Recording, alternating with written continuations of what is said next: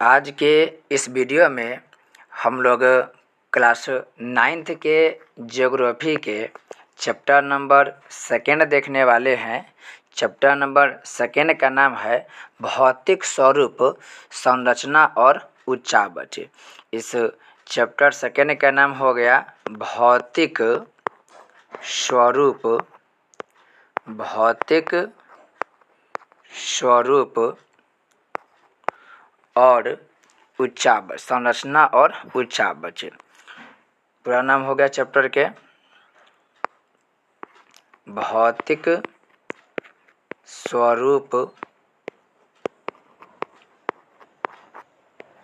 संरचना और उच्चावच इस चैप्टर के जितने भी ऑब्जेक्टिव प्रश्न है उन सब का संपूर्ण व्याख्या किया जाएगा। इससे पहले हम लोग चैप्टर 1 और चैप्टर 6 के जितने भी ऑब्जेक्टिव प्रश्न है उन सब का संपूर्ण विश्लेषण किए हैं।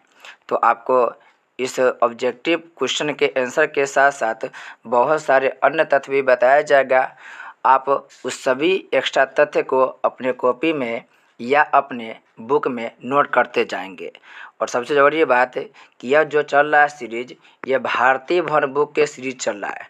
भारतीय भवन बुक के सीरीज चल रहा है और जैसे भारतीय भवन बुक कंप्लीट होगा हम लोग बीटीसी के जितने भी क्वेश्चन आंसर है उन सबको सॉल्व करेंगे। तो चलिए शुरू करते हैं इस वीडियो के। पहला प्रश्न है, पहला करके भारत का सबसे प्राचीन भूखंड है। इसका राइट आंसर हो जाएगा प्रायद्वीपीय पठार। प्रायद्वीपीय पठार बाकी सभी क्षेत्र से यानी कि गंगा के मैदानी क्षेत्र से, तटीय भाग और उत्तर का पर्वतीय क्षेत्र, इन सबसे क्या है, पुराना है। भारत में सबसे पहले जो बना क्षेत्र है वह प्रायद्वीपीय पठार है। इसमें एक शब्द आएगा कि पठार किसे कहेंगे, तो पठार में एक जो मैदान होता है, समझेंगे आप लोग, इस तरीके के जो आकृति होगा ऊपर की तरफ नुकीला वाला भाग वो पहाड़ होता है। तो एक होगा जो जमीन ऊंचा तो होगा लेकिन ऊपर जा करके ये समतल, देखिए समतल बन जा रहा है। और एक सीध में जो ऊबड़ खाबड़ नहीं होगा, उच्चावच नहीं होगा, वो मैदान कहलाता है। तो सामान्यतः समुद्र तल से कहीं भी हम लोग ऊंचाई मापते हैं तो समुद्र तल से मापते हैं। समुद्र तल से इसलिए मापते हैं क्योंकि समुद्र के जो तल होता है वो सभी जगह एक समान होता है। तो जनरली कहा जाता है कि समुद्र तल से 500 मीटर की ऊंचाई पर जो क्षेत्र होता है और जो ऊपर की तरफ समतल होता है, देखिए समतल ज़मीन है, ये समतल ज़मीन हो गया, तो 500 मीटर के ऊंचाई के जो समतलीय ज़मीन होता है उसे हम लोग पठार कहते हैं। पठार की परिभाषा आप ऐसे याद रखेंगे, समुद्र तल से सामान्यतः 500 मीटर की ऊंचाई वाले क्षेत्र को पठार कहते हैं। हालांकि आपको और जगह अलग अलग परिभाषा भी मिल सकता है, जरूरी नहीं है कि एक चीज़ के एक ही परिभाषा हो। प्रायद्वीपीय पठार के अलावा बात करें आप लोग, यहाँ पर एक शब्द है प्रायद्वीप। तो प्रायद्वीप क्या होता है उसे समझेंगे। प्रायद्वीप जमीन का ऐसा भाग होता है जो 3 तरफ से समुद्र से घिरा होता है। जैसे भारत को आप इस स्थान को देखेंगे, ये वाला क्षेत्र, तो यहाँ पर देखेंगे अरब सागर है, इधर देखेंगे तो बंगाल की खाड़ी मिलेगा, इधर बंगाल की खाड़ी, और नीचे की तरफ इस क्षेत्र की तरफ देखेंगे तब को हिंद महासागर मिलेगा। तो स्थल के वैसा क्षेत्र, ये स्थल हो गया, तो स्थल के वैसा क्षेत्र जो 3 तरफ से पानी से घिरा हो उसे हम लोग प्रायद्वीप कहते हैं। तो ये भी बात ध्यान रखेंगे, भारत के जो दक्षिणी क्षेत्र है वो प्रायद्वीपीय क्षेत्र है। अभी आपको दिखाएंगे, क्लियर हो जाएगा अच्छा तरीके से। जैसे आप इस पिक्चर को देखेंगे या इस पिक्चर को देखेंगे ज़्यादा समझ में आएगा आपको। ये देखिए, ये जो क्षेत्र देख रहे हैं आप, ये भारत के ज़मीनी क्षेत्र हो गया। और यहाँ पर देखिए अरब सागर है, यहाँ पे बंगाल की खाड़ी है, और नीचे भी बहुत ज़्यादा पानी के क्षेत्र है जो हिंद महासागर है। अतः ये जो क्षेत्र है, ये पूरा क्षेत्र यहाँ से लेकर यहाँ तक ये क्या होगा, प्रायद्वीप हो जाएगा। भारत में ये जो क्षेत्र है ये पठारी क्षेत्र है और इसका निर्माण बहुत पहले हुआ, यानी सबसे पहले इसी क्षेत्र का निर्माण हुआ है। सेकेंड क्वेश्चन की बात करें,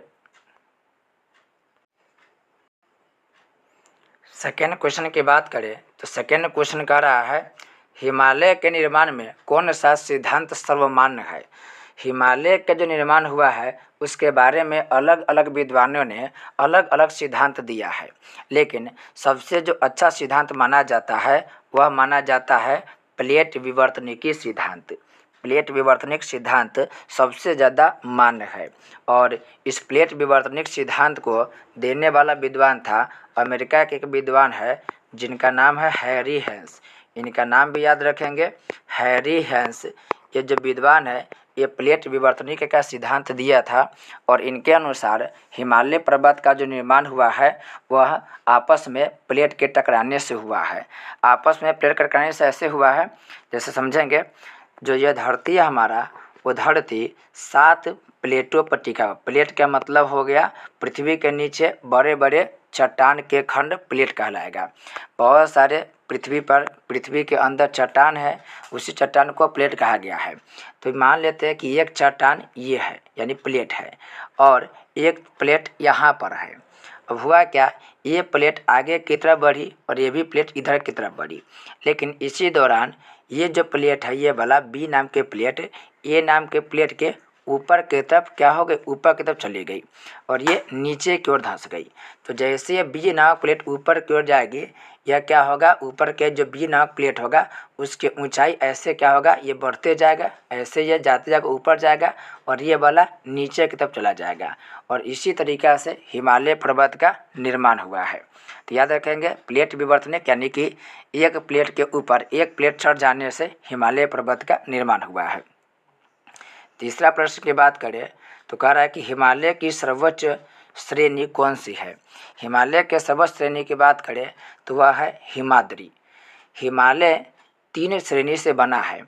एक इस तरीका से श्रेणी है, फिर उसके बाद उसके दक्षिण के तरफ एक उसी के समांतर श्रेणी है और फिर उसी के समांतर एक और श्रेणी है।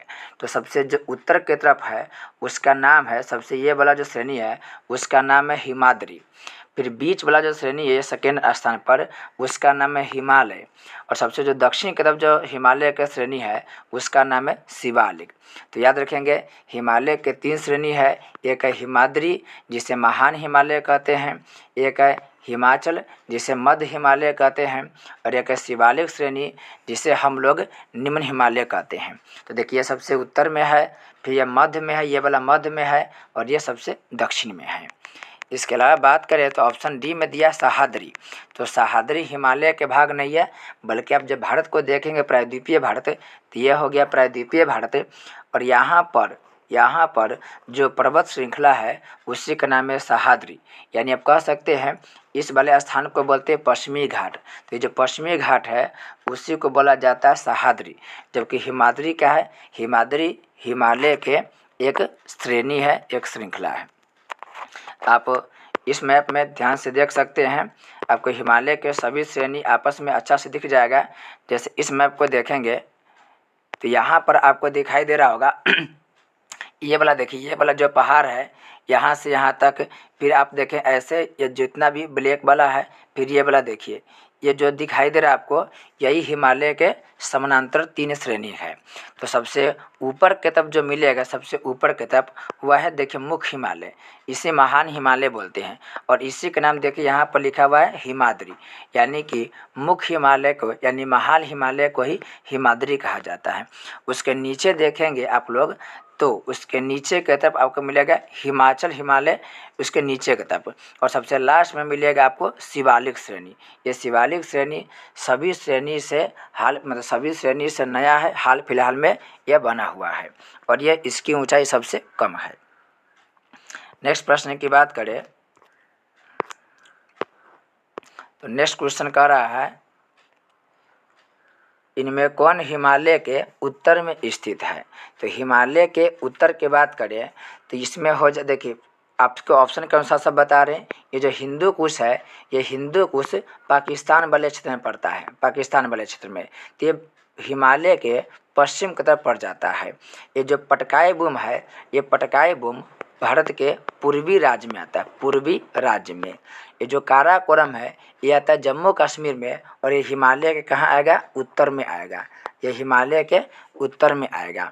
फिर उसके बाद जो अगला ऑप्शन है तो अगला ऑप्शन है अरावली। अरावली की बात करें तो अरावली भारत के राजस्थान राज्य में। अब आप लोग ध्यान से ये चारों ऑप्शन का देखें। हिंदू कुश हो गया, हिंदू कुश पाकिस्तान में हो गया। पटकाई बुम भारत के पूर्वी राज्य, जैसे आप लोग पढ़ते होंगे असम, अरुणाचल प्रदेश, मणिपुर, नागालैंड उन क्षेत्र में है। काराकोरम की बात करें तो जम्मू कश्मीर में है और अरावली राजस्थान में है। अब आप अपने आप ही मैप के माध्यम से सभी कुछ को बना सकते हैं। जैसे अभी आप लोग इस मैप को देखें, इस मैप को देखिए, इसमें आसानी से सब बात आपको समझ में आ जाएगा। या आपको और बढ़िया वाला मैप दिखा रहे हैं, उसमें आपको समझ में आएगा अच्छा तरीक़ा से। जैसे इस मैप को देखेंगे तो आपको जो भी चित्र बताया गया है वह आसानी से आपको दिख जाएगा। जैसे देखिए यहाँ पर हिंदू कुश पर्वत है, तो हिंदू कुश पर्वत आपको मिलेगा पाकिस्तान क्षेत्र में। और हिमालय आपको यहाँ है, ये वाला जो क्षेत्र देख रहे हैं, ये वाला क्षेत्र देख रहे हैं, ये आपको हिमालय क्षेत्र मिल रहा है। ये फिर से देखेंगे, ये वाला जो क्षेत्र देख रहे हैं ये हिमालय क्षेत्र हो गया। तो पर हिंदू कुश जो है वो हिमालय के उत्तर में ना होकर के या पश्चिम की तरफ है। ये जो अरावली देख रहे हैं, ये अरावली हिमालय के उत्तर में ना होकर के ये दक्षिण की तरफ है। ये जो देखिए पटकाई बुम या नागा लुसाई, ये हिमालय के पूरब में है। जबकि केटू को बोलते हैं काराकोरम, ये हिमालय के क्या है, उत्तर में। उत्तर कहने के सेंस है, अगर ये हिमालय पर्वत है तो इसके यहाँ पर उत्तरी क्षेत्र होगा, इसके इधर भी उत्तरी क्षेत्र होगा, इसके इधर भी उत्तरी क्षेत्र होगा। तो आपको जो काराकोरम मिल रहा है वो काराकोरम इस क्षेत्र में मिल रहा है, यानी यह उत्तर क्षेत्र में। हिंदू कुश इधर मिल रहा है यानी कि पश्चिमी क्षेत्र में। अरावली इधर मिल रहा है यानी कि यह हो गया दक्षिणी क्षेत्र।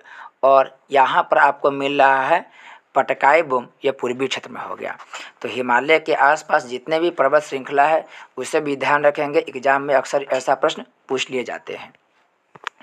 नेक्स्ट प्रश्न की बात करें तो नेक्स्ट प्रश्न कर रहा है क्या, निम्नलिखित में कौन सी चोटी भारत में स्थित नहीं है। पांचवा प्रश्न है, करेक्ट, निम्नलिखित में कौन सी चोटी भारत में स्थित नहीं है। तो अभी हम लोग चर्चा करते हैं केटू। ये केटू की बात करें तो ये भारत में है और इसकी ऊंचाई हो जाएगा 8,611 मीटर। याद रखेंगे, दुनिया के दूसरी सबसे ऊंची चोटी केटू है, जिसे काराकोरम 2 बोलते हैं। यह भारत में स्थित है, जम्मू कश्मीर राज्य में। नंदा देवी की बात करें तो ये नंदा देवी आपको मिल जाएगा उत्तराखंड में। कहाँ मिलेगा, उत्तराखंड में। और इसकी टोटल ऊंचाई की बात करें तो यह होगा 7817 किलोमीटर। कंचनजंगा की बात करें तो कंचनजंगा आपको मिलेगा सिक्किम में। कंचनजंगा सिक्किम मिलेगा। और इसकी टोटल ऊंचाई की बात करें तो यह हो जाएगा आपको, देखिए कंचनजंगा से ये क्वेश्चन पूछता है कि भारत में भारतीय सीमा में स्थित भारत की सबसे ऊंची चोटी है और दुनिया की यह तीसरी बड़ी चोटी है। दुनिया के सबसे तीसरी बड़ी चोटी है, ये भी ध्यान रखेंगे कंचनजंगा के। और इसके अलावा आपको लास्ट में मिल जाएगा माउंट एवरेस्ट।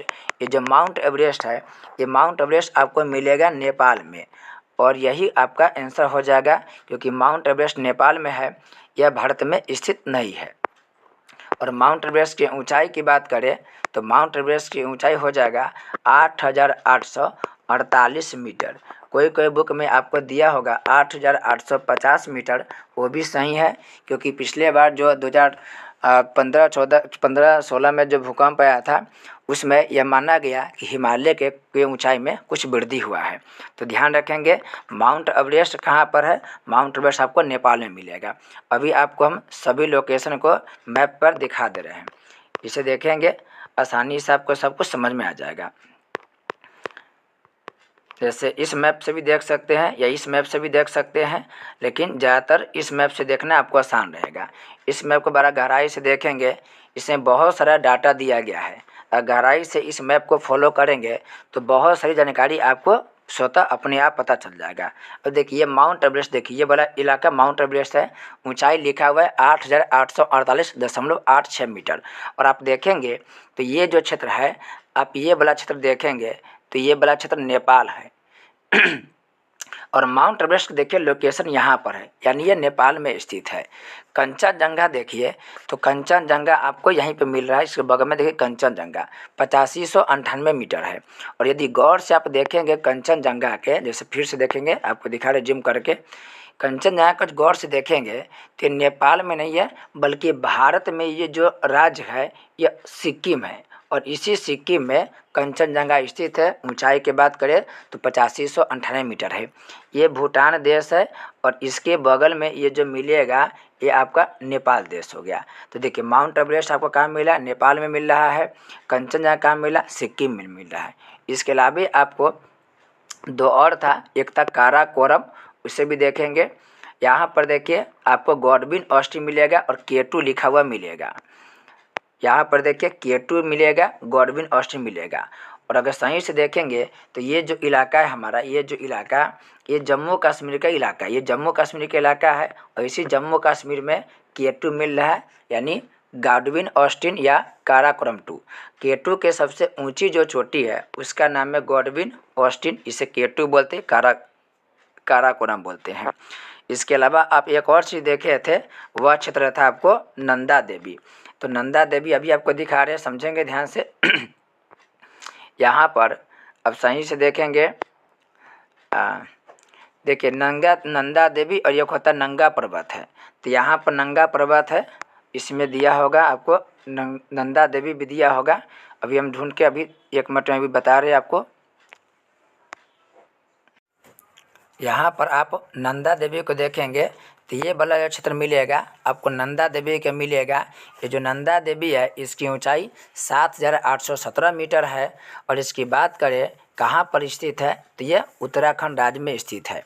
याद रखेंगे नंदा देवी उत्तराखंड राज्य में स्थित है। लेकिन इसी में क्वेश्चन पूछेगा नंगा पर्वत से, तब देख सकते हैं यहाँ पर आपको नंगा पर्वत मिलेगा और यह नंगा पर्वत आपको मिलेगा जम्मू कश्मीर में। इसकी ऊंचाई की बात करें तो इसकी टोटल ऊंचाई है 8126 मीटर। तो ध्यान रखेंगे, खूब क्वेश्चन पूछता है। नंगा पर्वत जम्मू कश्मीर में है और नंदा देवी की बात करें तो ये नंदा देवी आपको मिल जाएगा कहाँ पर, उत्तराखंड राज्य में मिलेगा। दोनों में कन्फ्यूज मत होइएगा, दोनों अलग अलग क्षेत्र में स्थित है। नेक्स्ट प्रश्न की बात करें तो नेक्स्ट प्रश्न हमारा हो जाएगा, अगला 6ठा नंबर प्रश्न हो जाएगा हमारा, महेंद्रगिरी कहाँ स्थित है। ये जो महेंद्रगिरी है ये महेंद्रगिरी उड़ीसा राज्य में स्थित है। ध्यान रखेंगे महेंद्रगिरी कहाँ पर है तो महेंद्रगिरी उड़ीसा राज्य में स्थित है। नेक्स्ट 7वां नंबर प्रश्न की बात करें तो 7वां नंबर प्रश्न कर रहा है, इनमें कौन केरल को तमिलनाडु से मिलाता है। तो केरल को तमिलनाडु से पालघाट दर्रा मिलाता है। कौन दर्रा, पालघाट दर्रा। ध्यान रखेंगे पालघाट जो दर्रा है वो केरल को तमिलनाडु से मिलाता है। भारत में दर्रा की बात करें तो बहुत सारे दर्रा स्थित है, लेकिन उसमें से आप दक्षिण भारत के दर्रा की बात करें तो उसमें से मिलेगा थाल घाट, फिर भोर घाट और ये पाल घाट, ये दक्षिण भारत के दर्रा है। जबकि सिपकिल्ला दर्रा आपको हिमाचल प्रदेश में मिलेगा, पाल घाट दर्रा आपको केरल में मिलेगा, केरल को यह तमिलनाडु से जोड़ती है। और थाल घाट भोर घाट दर्रा की बात करें तो ये मिलेगा आपको भारत के महाराष्ट्र राज्य, कौन राज्य में मिलेगा, महाराष्ट्र राज्य में थाल घाट और भोर घाट दर्रा मिलेगा। ध्यान रखेंगे आप लोग सभी दर्रा के लोकेशन के बारे में। इसी में क्वेश्चन पूछा कि दर्रा किसे कहते हैं, तो दर्रा दो पर्वत श्रेणी के बीच में संकरा रास्ता जो होता है उसे दर्रा बोलते हैं। जैसे समझिए कि ये हो गया, ध्यान देंगे ये हो गया आपका एक पर्वतीय क्षेत्र, ये हो गया एक पर्वतीय क्षेत्र पहाड़ी क्षेत्र, और ये भी हो गया एक पहाड़ी क्षेत्र। अब इसी के बीच में प्राकृतिक रूप से जो संकरा रास्ता बना, संकरा मतलब पतला रास्ता, उसी रास्ता को हम बोलते हैं दर्रा। और नक्शा पर दर्रा के ऐसा चिन्ह बना जाता है, तब जहाँ भी इस तरीका के आप देखेंगे तो उसे बोलेंगे हम लोग दर्रा। यानी दर्रा के चिन्ह क्या होगा, तो दो तरीका के आपको पुल टाइप से दिखाई देगा, उसे हम लोग दर्रा के नाम देते हैं। जैसे नक्शा में आपको दर्रा के सिंबल कैसे मिलेगा, तो दर्रा के सिंबल इस टाइप के मिलेगा। अगर जहाँ पर ऐसा है मतलब वहाँ पे दर्रा होगा। अभी आपको हम दिखा रहे हैं इस दर्रा क्षेत्र को लोकेशन के हिसाब से देखेंगे तो आपको बहुत कुछ समझ में आएगा। जैसे अभी 2-3 दर्रा के बात हुआ है उसे देखेंगे। जैसे यहाँ पर देखिए आपको भोर घाट दर्रा मिलेगा, थाल घाट, ये भोर घाट दर्रा हो गया, और यहाँ पर मिलेगा आपको थाल घाट। तो थाल घाट भोर घाट महाराष्ट्र में मिलेगा। फिर उसी में क्वेश्चन पूछेंगे, आप यहाँ पर देखेंगे तो आपको पालघाट दर्रा दिखाई देगा, ये पालघाट दर्रा है और ये पालघाट दर्रा केरल में स्थित है। एक और दर्रा था सिपकिल्ला दर्रा, उसे भी ध्यान रखेंगे तो सिपकिल्ला दर्रा के लोकेशन आपको मिलेगा हिमाचल प्रदेश के तरफ। तो थोड़ा सा इसमें सब दर्रा को नहीं दिखाया गया है, लेकिन आपको हिमाचल प्रदेश की तरफ जाकर देखेंगे तो वहाँ पर आपको शिपकिल्ला दर्रा मिलेगा। आगे के क्वेश्चन की बात करते हैं। जब भी ऐसा मैप में दिखाने वाला बात होगा, हम अपने आप ही उस बात को दिखा देंगे। उससे क्या होगा, आपको लंबे समय तक याद रखने की क्षमता डेवलप होगा। नेक्स्ट प्रश्न की बात करें तो नेक्स्ट प्रश्न में कह रहा है कि किस पहाड़ी पर लावा निक्षेप मिलते हैं। इसका राइट आंसर हो जाएगा राजमहल की पहाड़ी। कौन हो जाएगा, राजमहल की पहाड़ी हो जाएगा। बात करें राजमहल की पहाड़ी के तो राजमहल की पहाड़ी मिलेगा झारखंड राज्य में। कौन राज्य में, झारखंड राज्य में। एक शब्द है लावा, ये लावा क्या होता है उसे भी समझेंगे। लावा की बात करें तो लावा जो हमारा ज्वालामुखी होता है, ज्वालामुखी से जो भी मैग्मा बाहर निकलता है, ज्वालामुखी से जो भी मैग्मा बाहर निकलता है उसे हम लोग लावा बोलते हैं। अब फिर से समझने की कोशिश करेंगे। मैग्मा और लावा में अंतर होता है। जैसे मान लिया जाए ये हमारा धरती हो गया, ज़मीन हो गया, इसी के नीचे जो प्लेट मिलता है, इसी के नीचे देखेंगे तो बहुत सारे चट्टान पिघली हुई अवस्था में, क्योंकि ज़मीन के नीचे जाएंगे तो ज़मीन के नीचे जाने पर गर्मी बढ़ता है, जिसकी वजह से सभी चट्टानें जो मिलेगा वो पिघली हुई अवस्था मिलेगा। अब यही जो पिघली हुई चट्टानें हैं, चाहे जो भी कुछ पिघल गया हुआ है, उसे हम बोलते हैं मैग्मा। उसे हम क्या बोलते हैं, मैग्मा बोलते हैं। और यही मैग्मा जब धरती को तोड़ करके ऊपर की तरफ आ जाता है तो ऐसे ही अनारदाना की तरह यह गिरना शुरू होता है। ऊपर उठेगा फिर नीचे गिर जाएगा। आपको जब ज्वालामुखी पढ़ाएंगे तो आसानी से समझ में आएगा। यही मैग्मा जब ज़मीन के ऊपर आ जाएगा तो उसको हम नाम देते हैं लावा। तो देखिए, ज़मीन के नीचे रहेगा तो मैग्मा, वही ऊपर आ जाएगा तो उसे हम बोलते हैं लावा। लावा कहाँ मिलेगा, तो राजमहल की पहाड़ी क्षेत्र में। नेक्स्ट प्रश्न की बात करें तो कह रहा है कि अरावली और विंध्याचल के बीच कौन पठार स्थित है। इसका राइट आंसर हो जाएगा मालवा की पठार। मालवा के पठार, ये जो अरावली पठार है, ये अरावली पठार आपको अरावली पर्वत श्रेणी, ये अरावली पर्वत श्रेणी आपको मिलेगा राजस्थान में। और विंध्याचल भारत के बीचों बीच बांटता है, ये मिलेगा आपको महाराष्ट्र मध्य प्रदेश वाले क्षेत्र में। और उसी के बीच में आपको मिलेगा मालवा के पठार। भारत में बहुत सारा पठार है, उसमें से एक मालवा के पठार मिलेगा आपको। एक मिलेगा मालवा के पठार, एक मिलेगा छोटा नागपुर के पठार, एक मिलेगा बघेलखंड के पठार, एक मिलेगा बुंदेलखंड के पठार, एक मिलेगा आपको मेघालय के पठार। तो बहुत सारे पठार है। अभी आपको जितने भी भारत के पठार है सबको डिटेल से दिखा रहे, समझने की कोशिश करेंगे। ये आपका भारत के पठारी क्षेत्र है और सभी पठार डिटेल से दिया हुआ है। देखिए यहाँ पर दिया दक्कन के पठार, मालवा के पठार, बुंदेलखंड के पठार, बघेलखंड के पठार, छोटानागपुर के पठार और मेघालय के पठार। ये सभी पठार को आप लोग दिमाग में उतार लेंगे, बहुत इंपॉर्टेंट है, हमेशा क्वेश्चन बनता है इन सब से। तो टोटल कितना हो गया, टोटल 6 पठार यहाँ पर स्थित हो गया। यहाँ पर कौन कौन हो गया फिर से बता रहे हैं, यहाँ पर ध्यान देंगे। दक्कन के पठार हो गया, यहाँ पर मालवा के पठार हो गया, बुंदेलखंड, बघेलखंड, छोटा नागपुर और मेघालय के पठार। ये जो छोटा नागपुर के पठार है, ये छोटा नागपुर के पठार में बहुत ज़्यादा खनिज मिलता है। इसलिए क्वेश्चन पूछता है कि बताइए भारत के वह कौन सा पठार है जिसे रत्नगर्भा बोलते हैं। तो रत्नगर्भा यानी कि रत्न जिसके गर्भ में है, जिसके गर्भ में रत्न है, वह हो गया छोटा नागपुर के पठार, क्योंकि बहुत ज़्यादा खनिज यहाँ पर पाया जाता है। अब नेक्स्ट प्रश्न की बात करें तो नेक्स्ट प्रश्न कह रहा है इसमें ऊटी क्या। अच्छा, अभी आपको मालवा के पठार दिखा दिए, आपको अरावली विंध्याचल भी दिखाते हैं, उससे भी समझने की कोशिश करेंगे। इसमें आपको आसानी से सब कुछ समझ में आ जाएगा। अभी आप देखेंगे यहाँ पर मिल गया अरावली पर्वत श्रेणी, और इसे देखेंगे आप लोग तो ये मिलेगा आपको कौन, विंध्याचल पर्वत। फिर से देखिए यहाँ पर आपको विंध्याचल श्रेणी हो गया और यहाँ पर अरावली। अब बीच में देखिए तो यही मालवा के पठार है। ध्यान से देखिए, अभी आपको कलर अलग कलर से रंग दे रहा है, उसमें समझ में आएगा। देखिए ये हो गया विंध्याचल श्रेणी, बी उसके ऊपर देख रहे हैं ये वाला, उसके ऊपर, तो ये आपके सबसे ऊपर ये पीला रंग से रंग के बता रहे, ये हो गया मालवा के पठार और सबसे ऊपर अरावली श्रेणी। क्वेश्चन क्या पूछा है, क्वेश्चन ये पूछा है कि अरावली और विंध्याचल श्रेणी के बीच में कौन पठार है, तो मालवा के पठार है। तो लोकेशन सबको ध्यान रखिएगा, लोकेशन के आधार पर आपको याद करने में सुविधा होगा। नेक्स्ट प्रश्न की बात करें तो नेक्स्ट प्रश्न कह रहा है ऊटी क्या है। ऊटी की बात करें तो ऊटी दक्षिण भारत का एक पर्वतीय नगर है, एक पर्वतीय नगर है, तमिलनाडु में ऊटी स्थित है और बहुत अच्छा जगह है। यहाँ पर प्राकृतिक वातावरण मिलता है और बहुत सारे लोग यहाँ पर घूमने के लिए जाते हैं। तो समझिए कि ऊटी एक पर्यटन क्षेत्र है, एक समझिए कि हरा भरा क्षेत्र है जहाँ पर हजारों लोग घूमने के लिए जाते हैं। और कैसा है पर्यटन क्षेत्र में, तो पर्वतीय नगरीय क्षेत्र है। अब है रिक्त स्थान की पूर्ति करें। तो रिक्त स्थान की पूर्ति करें में पहला प्रश्न है करा कि पटकाई बूम और लुसाई भारत की यहाँ पर पूर्वी सीमा हो जाएगा। यहाँ पर होगा पूर्वी सीमा पर क्या होगा, स्थित है। अभी आपको हम दिखाए तो लोकेशन, फिर लोकेशन दिखा रहे हैं, उसको समझेंगे, आपको सब कुछ ध्यान आसानी से समझ में आ जाएगा।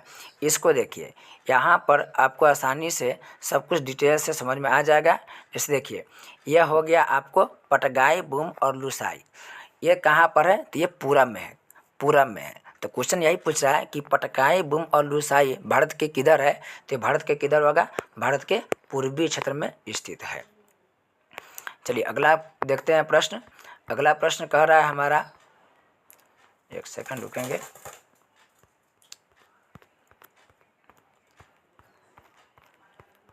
अगला प्रश्न कह रहा है भारत का सबसे ऊंचा पठार। तो भारत के सबसे ऊंचा पठार की बात करें तो हो जाएगा लद्दाख पठार। कौन पठार हो जाएगा, लद्दाख पठार। लद्दाख में नाम ही है लद्दाख पठार, तो ये लद्दाख वाले क्षेत्र में मिलेगा। नेक्स्ट प्रश्न की बात करें तो नेक्स्ट प्रश्न कर रहा है दक्षिण भारत में सबसे ऊंची चोटी है। दक्षिण भारत की सबसे ऊंची चोटी की बात करें तो यह होगा अन्नयमुड्डी। नाम याद रखेंगे, अन्नयमुड्डी। अन्नयमुड्डी दक्षिण भारत की सबसे ऊंची चोटी है। और इसकी ऊंचाई की बात करें तो इसकी ऊंचाई याद रखें, खूब क्वेश्चन पूछता है। इसकी ऊंचाई है 2695 मीटर। 2695 मीटर इसकी टोटल ऊंचाई मिलेगा। आपको हम अन्नयमुड्डी के जो लोकेशन है उसे दिखा रहे हैं। यहाँ पर देखिए इस नक्शा में, इस नक्शा को देखिए, ये पहले से मार्क किया हुआ है, आपको दिखाई दे रहा है गोल घेरा में अन्नामुड्डी 2695 मीटर है। उसके नीचे देखेंगे तो आपको दो पहाड़ श्रेणी मिल जाएगा। यहाँ पे मिलेगा कार्डेमम यानी इलायची की पहाड़ी, यहाँ पे अन्नायमुड्डी। ये क्षेत्र सब ध्यान रखेंगे, खूब क्वेश्चन यहाँ से पूछा जाता है। तो दक्षिण भारत की सबसे ऊंची चोटी कौन होगा, अन्नायमुड्डी होगा। लेकिन अन्नायमुड्डी के नीचे कौन होगा, तो कार्डेमम यानी इलायची की पहाड़ी है।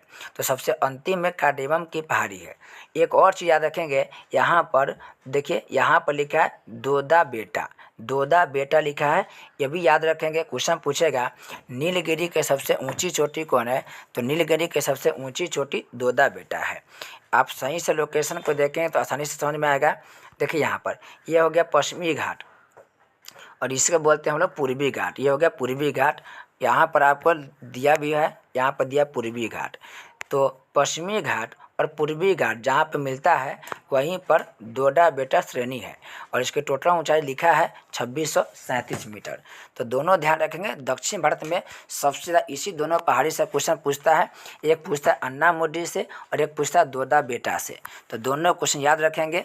अगर यदि आप आगे जा कर के किसी कॉम्पिटिटिव एग्जाम की तैयारी कर रहे हैं, प्रतियोगी परीक्षा की तैयारी कर रहे हैं, तो वहाँ से भी ये सब क्वेश्चन खूब पूछता है। नेक्स्ट प्रश्न की बात करें तो अगला प्रश्न हो गया, करा कि सह्याद्री को ही डैश के नाम से पुकारा जाता है। आपको बताए थे ये जो प्रायद्वीपीय भारत है उसके यहाँ पर जो पर्वत श्रृंखला है उसे बोलते हैं सह्याद्री। तो ये पश्चिमी घाट, ये कहाँ पर है, पश्चिमी घाट है। तो इसका राइट आंसर क्या हो जाएगा, इसका राइट आंसर हो जाएगा जो हमारा पश्चिमी घाट है, पश्चिमी घाट, उसी पश्चिमी घाट को ही क्या बोलते हैं, सह्याद्री बोलते हैं।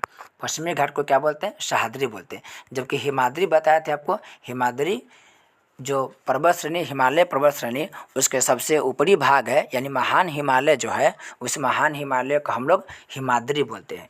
हिम से लदा हुआ है यानी बर्फ़ से लदा हुआ, इसलिए उसे हिमाद्री बोलते हैं और इसे बोलते हैं सह्याद्री। नेक्स्ट प्रश्न की बात करें तो करें कि अरावली, अरावली की सबसे ऊंची चोटी है। अरावली की सबसे ऊंची चोटी का नाम गुरु शिखर है।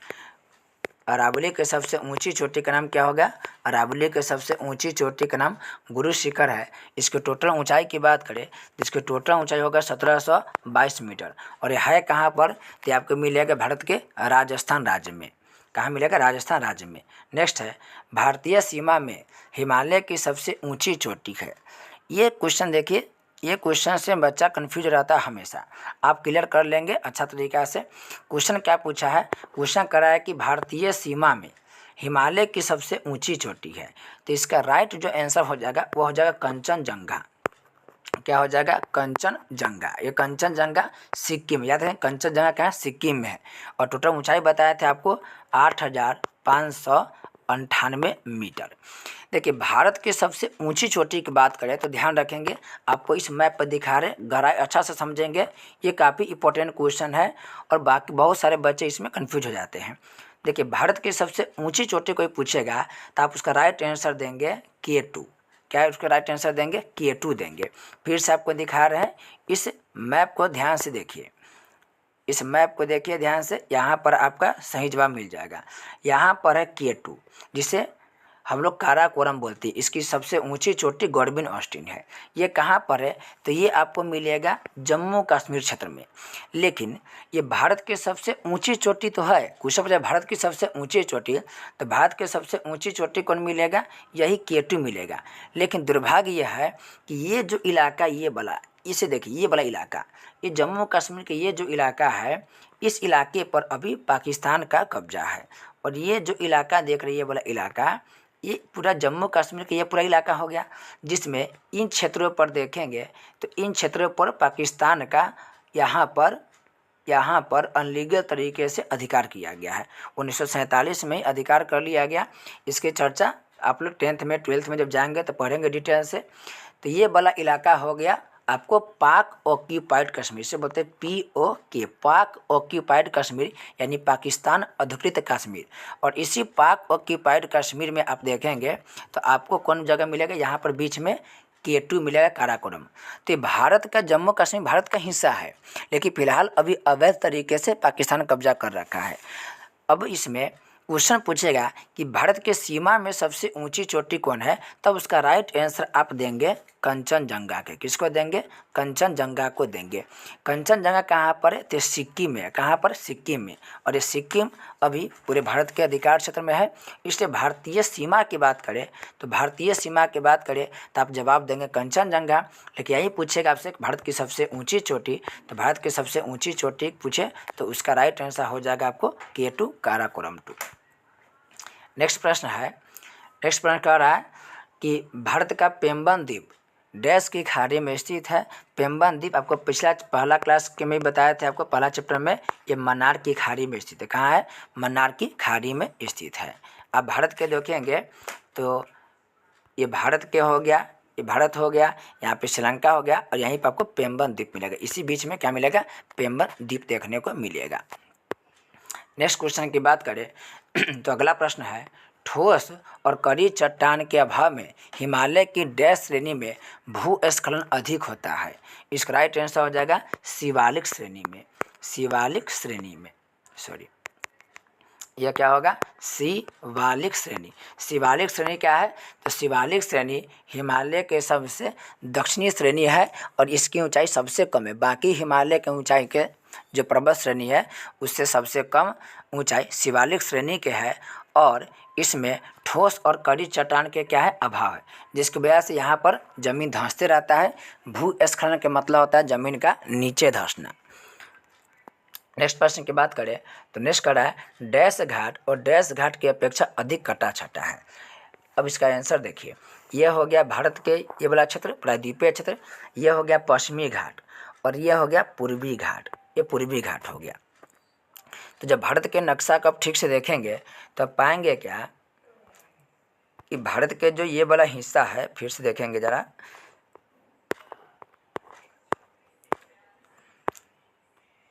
देखिए भारत के आप जब प्रायद्वीपीय क्षेत्र को देखते हैं ना तो ये वाला हिस्सा आपको ऐसे मिलेगा और ये वाला जो हिस्सा मिलेगा थोड़ा टेढ़ा मेढ़ा मिलेगा। यानी ये जो हिस्सा है कम कटा छटा है, लेकिन ये वाला हिस्सा आपको क्या मिलेगा? ज़्यादा कटा छटा आपको मिलेगा। तो इसका राइट आंसर की बात करें तो यहाँ पर जाएगा जो पूर्वी घाट है। कौन घाट है? पूर्वी घाट। वो पश्चिमी घाट की अपेक्षा क्या है? पहला में होगा पूर्वी घाट, यहाँ पूर्वी घाट, और यहाँ पर हो जाएगा पश्चिमी घाट। पश्चिमी घाट की अपेक्षा क्या है? ज़्यादा कटा छटा है। कटा छटा के सेंस क्या है? जैसे ये वाला हिस्सा देखेंगे तो सिंपल आ जाएगा, लेकिन ये ज़्यादा आपको इस तरीक़े से कटा छटा मिलेगा। तो देखिए सिंपल से आ गया समतल, लेकिन ये आपको कटा छटा मिल रहा है। नेक्स्ट प्रश्न की बात करें तो नेक्स्ट प्रश्न है करें कि काराकोरम की सबसे ऊंची चोटी, बताए थे आपको सबसे ऊंची चोटी कौन है केटू के, Godwin Austen, Godwin Austen, Godwin Austen क्या हो जाएगा, काराकोरम की सबसे ऊंची चोटी हो जाएगा, गॉडविन ऑस्टिन। नेक्स्ट प्रश्न की बात करें तो नेक्स्ट प्रश्न कह रहा है सिक्किम में हिमालय की सबसे ऊंची चोटी, यह भी बताया आपको कंचनजंगा, कौन होगा, कंचनजंगा सिक्किम में भारत की सबसे ऊंची चोटी है। ऊंचाई आप लोग को हम बताए थे, इसकी ऊंचाई आपको मिल जाएगा कितना, तो इसकी ऊंचाई के बारे में आपको हम चर्चा किए थे। इसकी टोटल ऊंचाई के बाद हो जाएगा 85-98 मीटर, 85-98 मीटर इसकी टोटल ऊंचाई हो जाएगा। अब कॉलम आ को कॉलम ब से मिलान करना है, करा के नीलगिरी, ये नीलगिरी आपको हम लोकेशन दिखाए थे नीलगिरी के बारे में, नीलगिरी हो जाएगा पश्चिमी घाट में, कहाँ हो जाएगा, पश्चिमी घाट में। महेंद्रगिरी भी बताए थे, महेंद्रगिरी कहाँ मिलेगा, उड़ीसा राज्य में। लद्दाख भी बताए थे, लद्दाख कहाँ मिलेगा, कश्मीर में। और सांबर झील की बात करें तो सांबर झील आपको मिलेगा भारत के राजस्थान में, कहाँ मिलेगा, सांबर झील भारत के राजस्थान में। और यह कैसा झील है, तो ये आपको मिलेगा खारे पानी का झील, खारे पानी का झील है। यहाँ पर जो पानी होगा वो क्या होगा, खारा होगा। अब आपको झील के बारे में कुछ चीज़ दिखाते हैं, उसे ध्यान से देखेंगे। यहाँ पर अगर नक्शा होगा तो हम दिखा देंगे झील के डिटेल से, नहीं होगा तो किसी अन्य वीडियो में उसके बारे में चर्चा कर लेंगे। देखिए कुछ भारत के झील के बारे में पढ़ना पड़ता है तो इसमें नहीं दिया है, अगले वीडियो में अगले चैप्टर में जब हम पढ़ेंगे नदी के बारे में तो उसमें डिटेल से सभी झील के बारे में चर्चा कर लिया जाएगा। बहुत सारा झील है, खारे पानी का झील, मीठे पानी का झील, सबकी चर्चा करेंगे। फिलहाल के लिए इस वीडियो में इतना ही। आपको जो भी एक्स्ट्रा बातें बताई गई है उसे आप लोग कॉपी में नोट करेंगे या अपने बुक में जो भारतीय वन का बुक है यदि आपके पास होगा तो उसमें नोट करते जाएंगे। और 1-2 बार जैसे रिविजन करेंगे नक्शा के माध्यम से आपको स्वतः ही सभी फैक्ट्स याद होते चल जाएंगे। तो आपको हम पहले वीडियो में बताए थे कि ज्योग्राफी में जैसे आप पढ़ना शुरुआत करते हैं तो सबसे पहले आपको ज्योग्राफी पढ़ने से पहले मैप के ज्ञान होना जरूरी है। यदि आप मैप खरीद लेते हैं, मैप मतलब कि नक्शा, बिहार के, भारत के और वर्ल्ड के 3 नक्शा के बारे में बताए थे आपको, वो आप ले लेंगे और इसी के माध्यम से आप जब अध्ययन करेंगे तो आपको हर चीज़ आसानी से याद होते जाएगा और लंबे समय तक याद रहेगा। तो अभी जो भी नक्शा दिखाएं आपको, उस नक्शा को ध्यान से देख करके ही आप लोग स्टडी करेंगे, उससे आपको सभी बातें आसानी से याद होगी और लंबे टाइम तक चलेगी। तो ठीक है, मिलते हैं एक नए वीडियो के में, तब तक के लिए आपका बहुत बहुत धन्यवाद।